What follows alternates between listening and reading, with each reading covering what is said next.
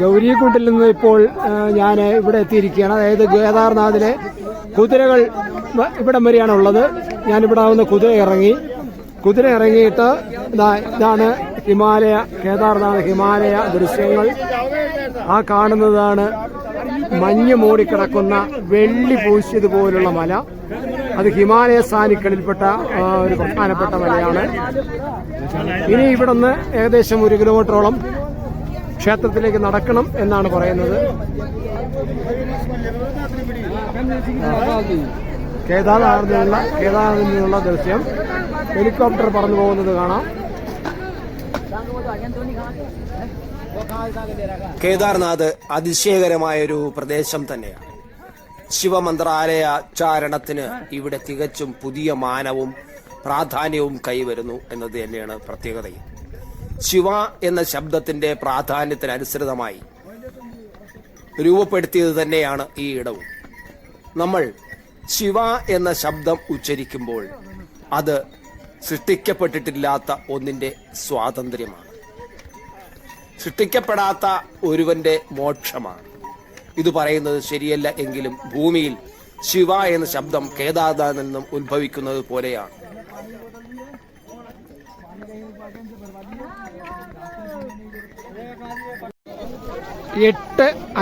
രാവിലെ 8:05 ഗൗരികുണ്ടിൽ നിന്ന് തിരിച്ചത്. അവിടെ നിന്ന് കുതിരപ്പുറത്ത് കയറി ഇതാ ഇപ്പോൾ 11:20 കേദാർനാഥിലെ ഷട്ടർ കേന്ദ്രത്തിലെത്തിയിരിക്കുന്നു.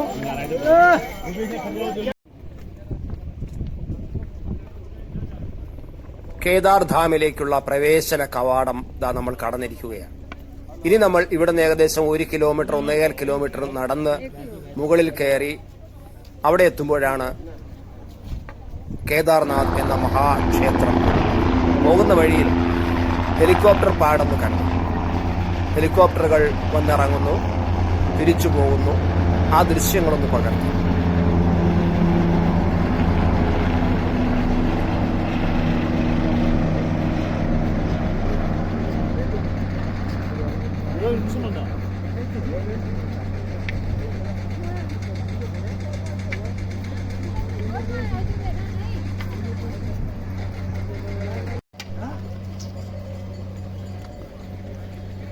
മഞ്ഞ് മൂടിക്കിടക്കുന്ന കേദാർനാഥിലെ മലനിരകൾ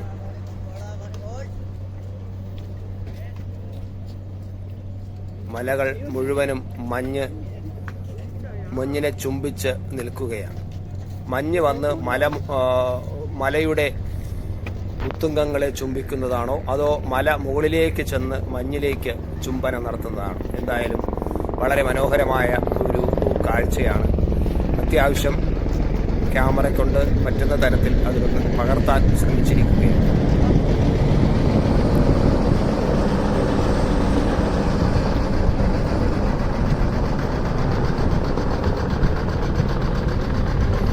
കേദാർനാഥ് ഹെലിപ്പാഡിലേക്ക് ഒരു ഹെലികോപ്റ്റർ വന്നിറങ്ങുന്ന ദൃശ്യം.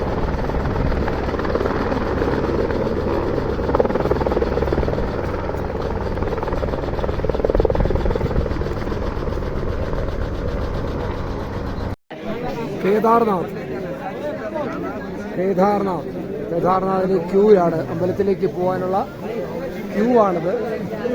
ആൾക്കാർ ക്യൂവിലേക്കാണ്. ഇപ്പൊ സമയം 1 മണിയായി. 1 മണിയായിട്ടും നിറയെ ക്യൂ ആണുള്ളത്.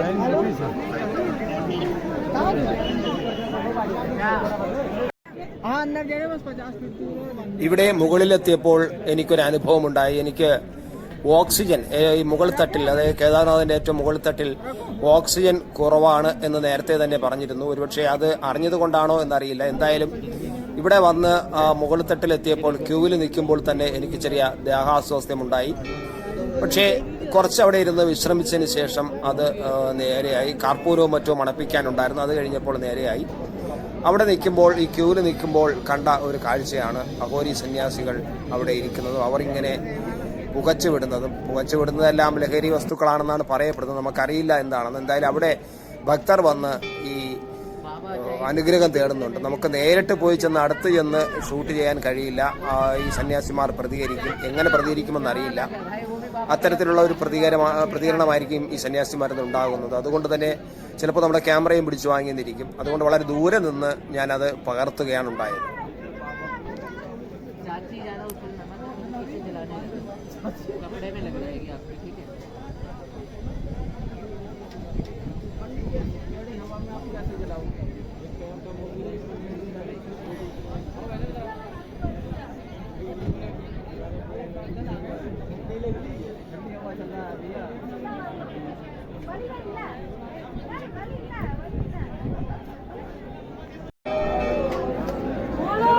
ക്ഷേത്ര കവാടത്തിന് മുന്നിൽ എത്തിക്കഴിഞ്ഞു. ഇനി ക്യാമറ ഓഫ് ചെയ്യാം. ഞങ്ങൾ ക്ഷേത്രത്തിനകത്ത് കയറിക്കഴിഞ്ഞ് പുറത്തിറങ്ങിയതിന് ശേഷമാണ് പിന്നീട് ക്യാമറ ഓൺ ചെയ്തത്. ആ കാഴ്ചകളാണ് ഞാൻ നിങ്ങളുടെ മുന്നിൽ കാണിക്കുന്നത്. ക്ഷേത്രത്തിനകത്തെ ദൃശ്യങ്ങൾ നമുക്ക് പകർത്താൻ കഴിയില്ല. എങ്കിലും അവിടെ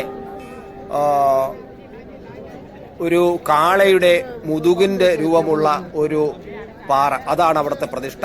നമുക്ക് ആ പ്രതിഷ്ഠയിൽ തൊട്ട് വന്നിക്കാം. നമ്മുടെ ക്ഷേത്രങ്ങൾ പോലെയല്ല. അതിനകത്തുള്ള ഈ പ്രതിഷ്ഠ, ഈ പാറ രൂപത്തിലുള്ള കാളയുടെ മുതുക് രൂപത്തിലുള്ള ആ പ്രതിഷ്ഠയിൽ നമുക്ക് തൊട്ട് വന്നിക്കാം.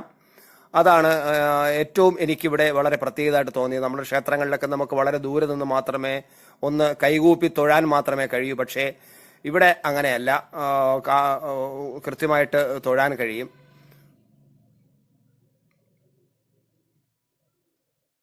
ഈ കാളയുടെ മുതുക് രൂപത്തിലുള്ള ഈ പ്രതിഷ്ഠയ്ക്ക് ഒരു ഐതിഹ്യ കഥയുണ്ട്. കുരുക്ഷേത്ര യുദ്ധത്തിൽ സ്വജനങ്ങളെയും ബന്ധുക്കളെയും വധിച്ചതിന്റെ പരിണിത ഫലമായി ഉണ്ടായ മാനസിക ആഘാതം പാണ്ഡവരെ കാര്യമായി ബാധിച്ചു എന്നതാണ്. അവരുടെ ആ മാനസിക വിഷമം ഒന്ന് തീർക്കാൻ വേണ്ടിയിട്ട് ഗോത്രഹത്യ എന്ന ഈ കൃത്യം അവർക്ക് ഗുരുതരമായ മനസ്താപം ഉണ്ടാക്കി എന്നത് സത്യമാണ്. ഈ പാപത്തിൽ നിന്നും മുക്തി നേടാൻ അവർ മാർഗം തേടിയത് ശിവനെ അന്വേഷിച്ച് ശിവനിൽ നിന്നും അനുഗ്രഹം വാങ്ങുക എന്നതാണ്. പക്ഷേ പാണ്ഡവർക്ക് ഈ പാപത്തിൽ നിന്നും പെടുന്നതിനെ ഒരു പരിഹാരം നൽകാൻ ശിവൻ ആഗ്രഹിച്ചില്ല. ഇവർ കാണിച്ചത് വലിയ പാപമാണ്, ഒന്ന് അനുഭവിക്കട്ടെ എന്നതാണ് ശിവൻ കരുതിയതും. അതിനാൽ ശിവൻ കാളയുടെ രൂപം പൂണ്ടിട്ട് അവരിൽ നിന്നും ഒളിച്ചു നിൽക്കുകയായിരുന്നു, മറഞ്ഞു നിൽക്കുകയായിരുന്നു. പക്ഷേ പാണ്ഡവർ ശിവനെ പിന്തുടർന്നു. അവസാനം ശിവൻ ഭൂമിക്കടിയിലേക്ക് പോയി. ഭീമൻ ശിവനെ കടന്നുപിടിക്കാൻ ശ്രമിച്ചു എന്നും പെട്ടെന്ന് അദ്ദേഹം ഭൂമിക്കടിയിലേക്ക് പോയി എന്നും, അങ്ങനെ കടന്നുപിടിക്കാൻ ശ്രമിച്ചപ്പോൾ കാളയുടെ മുതുക് രൂപത്തിലാണ് ഭീമൻ കടന്നുപിടിച്ചതെന്നും ആ രൂപമാണ് ഇവിടെ തെളിഞ്ഞതെന്നും ഒക്കെ പറയുന്നുണ്ട്. എന്നാലും ശിവൻ ഭൂമിക്കടിയിൽ പോയി പിന്നീട് പ്രത്യക്ഷപ്പെട്ടപ്പോൾ ശരീരത്തിന്റെ വിവിധ ഭാഗങ്ങൾ ഹിമാലയത്തിന്റെ വിവിധ സ്ഥലങ്ങളിൽ പ്രത്യക്ഷപ്പെട്ടു.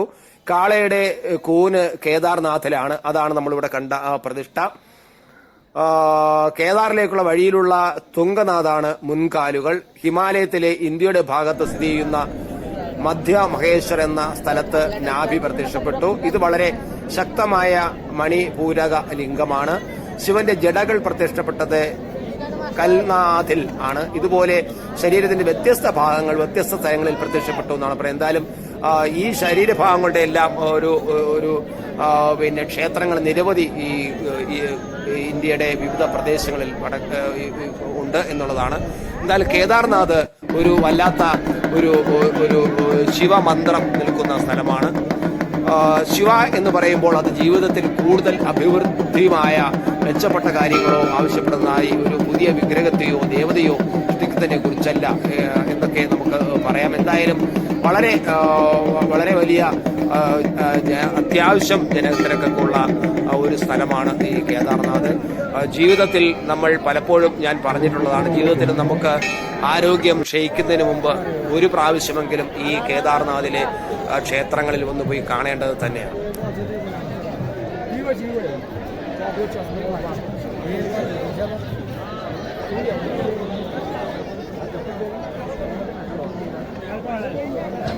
യാത്രാനുഭവങ്ങളും ദൃശ്യങ്ങളും കൂടുതൽ അറിയാൻ ത്രിലോക് ഭാരതി മലയാളം ചാനൽ സബ്സ്ക്രൈബ് ചെയ്യുക.